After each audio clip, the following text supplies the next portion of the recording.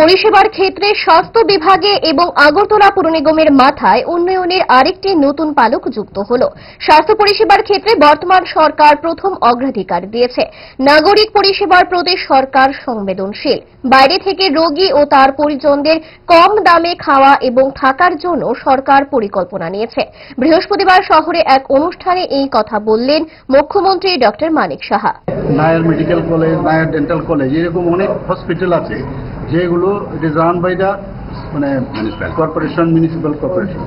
তো সেই চিন্তাধারা আমি মাননীয় মেয়র সাহেবকে বলেছিলাম যে এরকম আমরা যদি আগরতলার এরকম করতে পারি তো আলটিমেটলি আমাদের যে চিরঞ্জীব আমাদের যে সেক্রেটারি মহোদয় ওনাকে বলা হলো।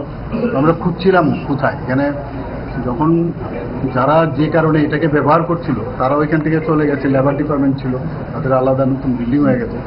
এটা প্রপারলি একটা ইউজ হবে, যদিও কিছু জায়গায় প্রপারলি কিছু জায়গায় তোড়ফোড় করতে হবে, কিন্তু কিউবিকেল বানিয়ে আমার মনে হয় এটা একটা যদি সকাল 8টার থেকে রাত্রি 8টা অব্দি এই মানে পরিষেবা দেওয়া যায়, এটা বিরাট লোড।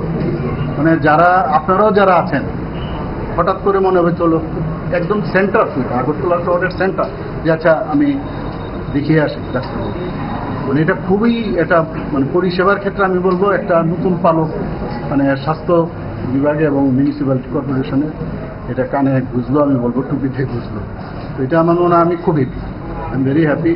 অনেকদিন ধরে ভাবছিলাম। আর স্বাস্থ্য পরিষেবা আমাদের প্রায়োরিটি, যেখানে সবসময় আপনারা দেখেছেন গত দুদিন আগেও এখানে যারা শুধু পেশেন্ট না, পেশেন্টের সাথে যারা বাইরের থেকে আসে তাদের কথাও এই সরকার চিন্তা করে।